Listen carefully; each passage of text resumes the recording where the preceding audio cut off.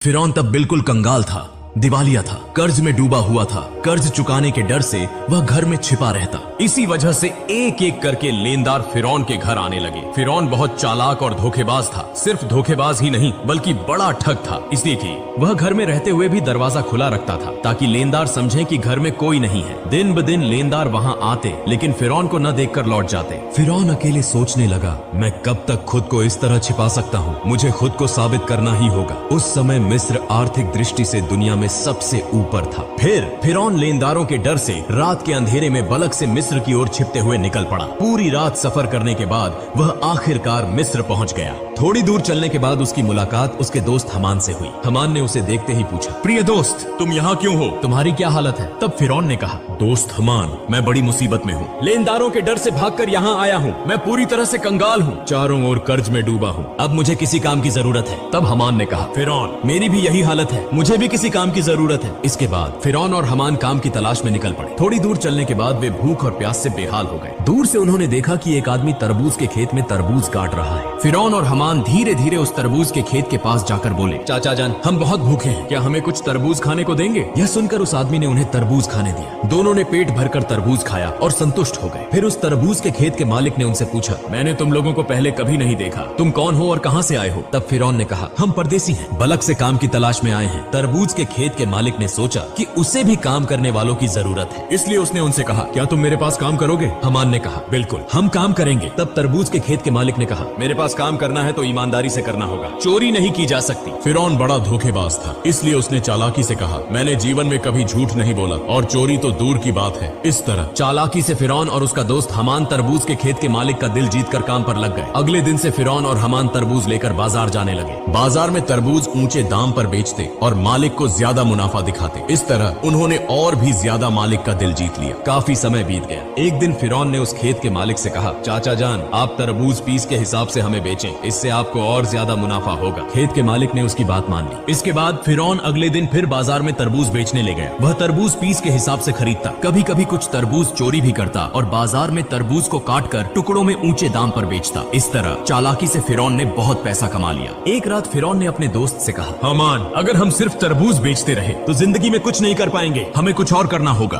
उस समय एक अद्भुत घटना घटी। मिस्र के बादशाह ने अपनी सेना के माध्यम से देश में एक घोषणा जारी की। सैनिक विभिन्न स्थानों पर जाकर कहने लगे, यह सूचित किया जाता है कि मिस्र के कब्रिस्तान में एक चौकीदार की आवश्यकता है। यदि कोई व्यक्ति इस नौकरी को करना चाहता है तो वह तुरंत मिस्र के बादशाह के दरबार में संपर्क करे। यह कहकर सैनिक वहाँ से चले गए। इस बात को प्रत्यक्ष और परोक्ष रूप से सुनने के बाद फिरौन ने अपने दोस्त हमान से कहा, हमान, चलो हम राज दरबार में चलते हैं। हमान ने कहा, मुझे लगता है कि यह संभव नहीं होगा। तब फिरौन ने कहा, इस काम को हाथ से जाने नहीं देना चाहिए, चलो एक बार कोशिश करते हैं। इसके बाद फिरौन और हमान बिना देरी किए मिस्र के राज दरबार में पहुंचे। मिस्र के बादशाह ने उनसे पूछा, तुम लोग कौन हो और क्या चाहते हो? तब फिरौन ने हाथ जोड़कर निवेदन किया, मैं एक मुसाफिर हूँ, परदेश से आया हूँ, मैं बहुत ही जरूरतमंद हूँ। मैंने सुना है कि आप कब्रिस्तान के चौकीदार की नियुक्ति करेंगे, कृपया मुझे यह नौकरी दे दे, मैं जीवन भर आपका आभारी रहूंगा। मिस्र के बादशाह ने फिरौन को देखकर मन ही मन सोचा, उसका शरीर मजबूत है और चेहरा भी अच्छा है, लगता है वह इस काम को कर पाएगा। यह सोचकर बादशाह ने फिरौन को कब्रिस्तान के चौकीदार की नौकरी पर नियुक्त कर दिया। अगले दिन से फिरौन मिस्र के कब्रिस्तान में चौकीदारी का काम करने लगा।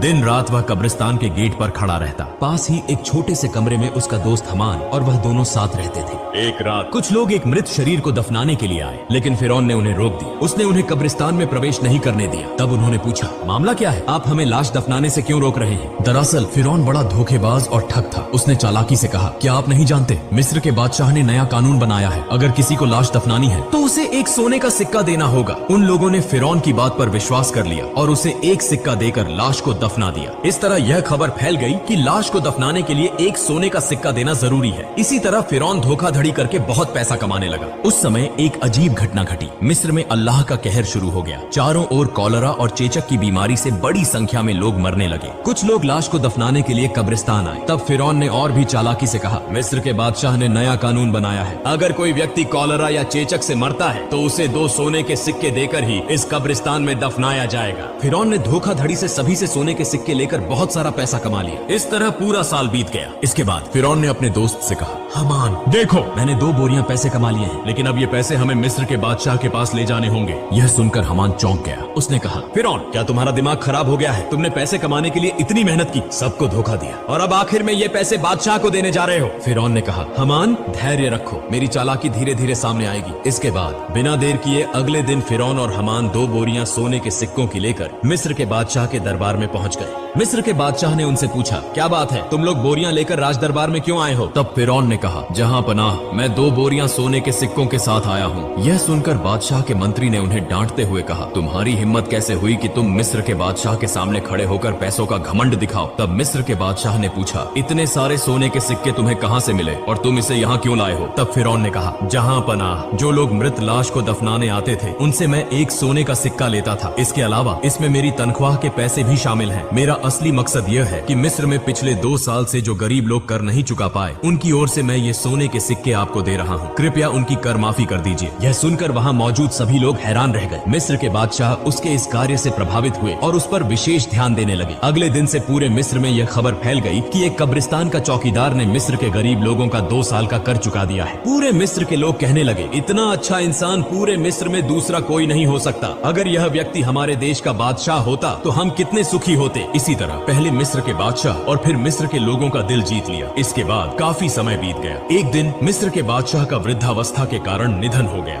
इसके बाद चारों तरफ चिंता फैल गई कि दूसरा रमेसेस मिस्र का बादशाह कौन होगा। कुछ दिनों बाद राज दरबार में एक आपातकालीन बैठक बुलाई गई। वहाँ मौजूद विद्वानों में से एक ने कहा, इस तरह मिस्र के बादशाह का सिंहासन खाली नहीं रखा जा सकता। मिस्र का अगला बादशाह कौन होगा, इस पर सब चर्चा करें। तब वहाँ मौजूद एक व्यक्ति ने कहा, हुजूर, हमें लगता है कि जो लड़का कब्रिस्तान का चौकीदार है यानी फिरौन, उसकी कद काठी और स्वभाव दोनों ही उपयुक्त हैं। वह बहुत अच्छा है और जनता का भी ख्याल रखता है। हमें लगता है कि उसे ही बादशाह बनाया जाना चाहिए। तब वह विद्वान व्यक्ति बोला, ठीक है, तो ऐसा ही हो। सबकी सहमति से फिरौन मिस्र का बादशाह बन गया। जो व्यक्ति एक दिन तरबूज बेचता था, जो कभी कब्रिस्तान का चौकीदार था, आज भाग्य के पलटने से वह पूरे मिस्र का बादशाह बन गए। असल में फिरौन कितना घटिया इंसान था यह किसी को मालूम नहीं था। इधर फिरौन के मिस्र का बादशाह बनने के बाद उसने फिर से तरह तरह की चालाकी और धोखाधड़ी शुरू कर दी। उसने अपने दोस्त हामान को मंत्री बना दिया। एक दिन फिरौन राज दरबार में बैठा था। उसने अचानक घोषणा की, पिछले 1 साल में मिस्र के किसी भी व्यक्ति को कर चुकाने की जरूरत नहीं है। यह सभी कर फिरौन की ओर से माफ किए जाते हैं। यह खबर सुनकर मिस्र के गरीब लोग बहुत खुश हुए। बाद में जब वहाँ कोई और नहीं था तो हामान ने कहा, दोस्त फिरौन, अगर तुम इस तरह सारा कर माफ कर दोगे तो बादशाहत कैसे चलेगी? फिरौन ने कहा, हामान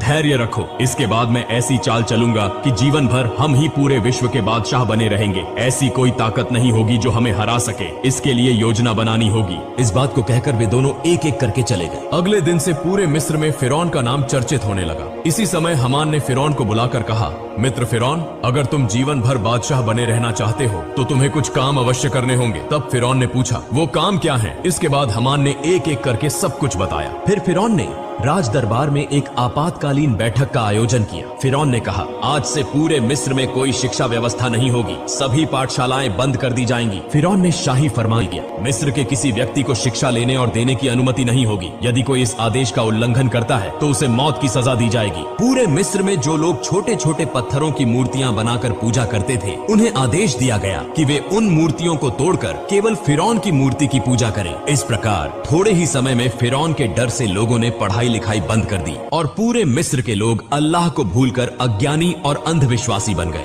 लोग पूरी तरह से जानवरों की तरह व्यवहार करने लगे। इसके बाद फिरौन अत्यधिक घमंडी हो गया। वह खुद को इतना बड़ा मानने लगा कि अहंकार से भरकर खुद को खुदा घोषित कर दिया। दिन ब दिन जनता पर कर की मात्रा बढ़ा दी। अन्याय और अत्याचार बढ़ने लगे। फिरौन ने पूरे मिस्र पर अकेले शासन करना शुरू कर दिया। ब्याज, रिश्वत, व्यभिचार और अनैतिकता की घटनाएं बढ़ने लगी। संक्षेप में फिरौन बनी इसराइल के लोगों को अपमानित और अत्याचार करने लगा। सिर्फ आसिया को छोड़कर कोई भी फिरौन के अपमान और अत्याचार से बच नहीं पाता था, क्योंकि आसिया उस समय की सबसे सुंदर, गुणवान और धार्मिक महिला थी। इसीलिए कई साल बाद फिरौन ने आसिया को अपनी बीवी के रूप में स्वीकार किया। एक दिन आसिया अपने कक्ष में बैठी हुई थी। वह मन ही मन सोच रही थी, जिस तरह मेरे शौहर फिरौन देश की जनता पर अन्याय कर रहे हैं और खुद को खुदा कह रहे हैं, इससे वे न केवल अल्लाह के गुस्से के शिकार होंगे बल्कि पूरे देश को भी बर्बाद कर देंगे। उसी समय फिरौन उस कक्ष में प्रवेश करते हुए बोला, आसिया, तुम इतनी चिंतित क्यों दिख रही हो? तब आसिया ने कहा, प्रिय शौहर, आप यह तो जानते ही हैं कि यह धरती,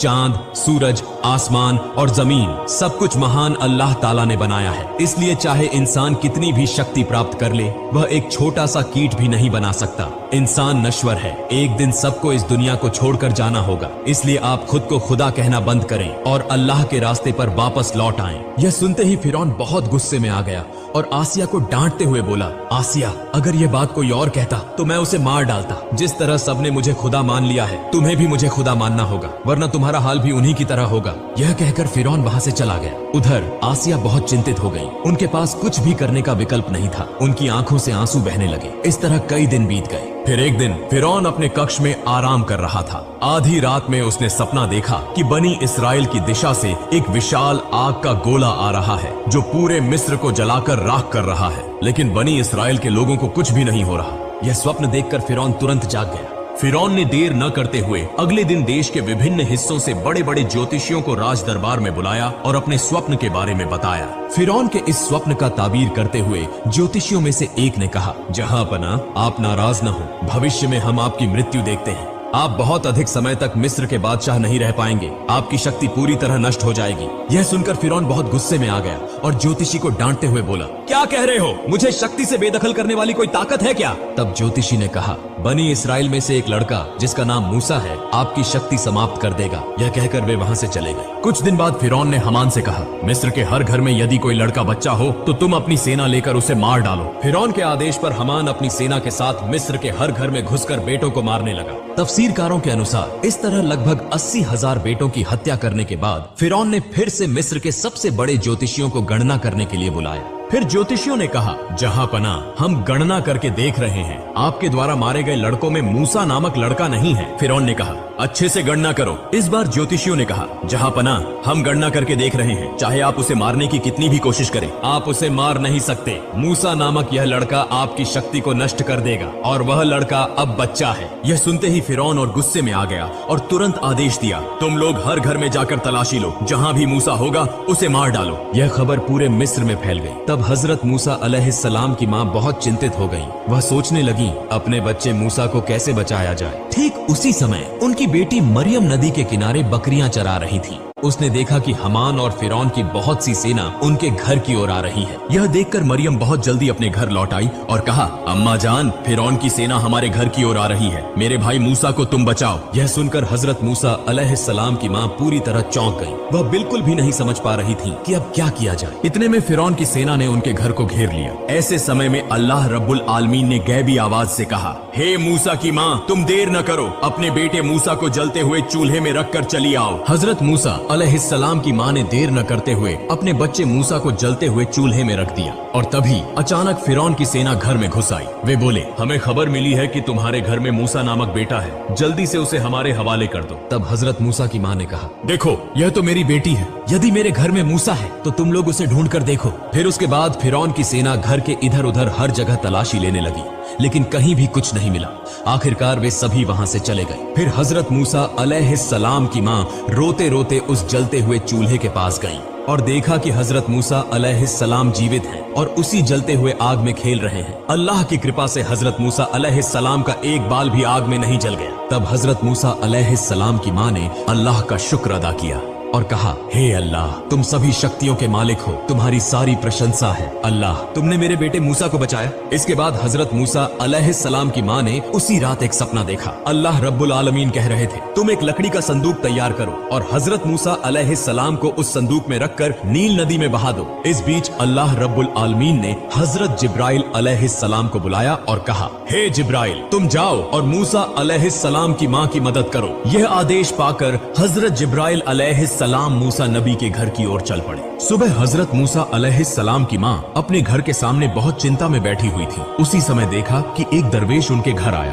फिर मूसा नबी की माँ ने कहा, आप कौन हैं? मुझे तो आप पहचान में नहीं आ रहे। तब वह व्यक्ति अपना परिचय छुपाते हुए बोला, मैं एक बढ़ई हूँ, क्या आपको कोई लकड़ी का सामान बनवाना है? तत्क्षण मूसा नबी की माँ बोली, बिल्कुल, मुझे एक लकड़ी का संदूक बनवाना है। और इस तरह अल्लाह ताला ने उस दिन जिब्राइल अलैहिस्सलाम के माध्यम से मूसा अलैहिस्सलाम की माँ को संदूक बनाने में मदद की। फिर मूसा अलैहिस्सलाम को नील नदी में बहा दिया। अल्लाह की क्या कुदरत! नील नदी का प्रभाव जिस दिशा में बहता है, हजरत मूसा अलैहिस्सलाम का लकड़ी का संदूक उसके विपरीत दिशा में बहता रहा। इस तरह बहते बहते हजरत मूसा अलैहिस्सलाम का लकड़ी का संदूक फिरौन के राज दरबार के पास पहुंच गया। वहां फिरौन और उसकी पत्नी माँ आसिया और अन्य दासियां मौजूद थीं। जैसे ही उन्होंने संदूक देखा, माँ आसिया तुरंत आगे बढ़ी। माँ आसिया ने संदूक खोला और देखा कि उसमें एक सुंदर बच्चा पड़ा है। उसके मस्तक पर जैसे नूर का उजाला चमक रहा हो। इतना सुंदर बच्चा उन्होंने कभी नहीं देखा था। इसलिए बिना देर किए माँ आसिया ने मूसा अलैहिस्सलाम को अपनी गोदी में उठा लिया और फिरौन के पास जाकर बोली, देखिए कितना सुंदर बच्चा, इस बच्चे को मैं पालूंगी। यह सुनकर फिरौन ने कहा, नहीं, यह बच्चा शायद हमारा दुश्मन होगा, यह जरूर बनी इसराइल में से कोई बच्चा होगा, इसे मैं मार डालूंगा। तब माँ आसिया ने कहा, क्या कह रहे हैं? अगर यह बनी इसराइल का कोई बच्चा होता तो यह नदी के बहाव में उलटी दिशा में कैसे आया? इसे तो उस दिशा में जाना चाहिए था। यह तर्क सुनकर फिरौन ने कुछ नहीं कहा, बस इतना कहा, ठीक है, तुम इस बच्चे को पाल सकती हो। फिर माँ आसिया हजरत मूसा अलैहिस्सलाम को लेकर राज दरबार में प्रवेश कर गईं। जब फिरौन ने मूसा अलैहिस्सलाम को अपनी गोदी में उठाया और उसे अपने बेटे की तरह प्यार करने के लिए, चूमने के लिए आगे बढ़े, उसी समय हजरत जिब्राइल अलैहिस्सलाम ने अल्लाह के आदेश पर उस छोटे से बच्चे के हाथ से इतनी जोर से फिरौन को थप्पड़ मारा कि राज दरबार कांप उठा।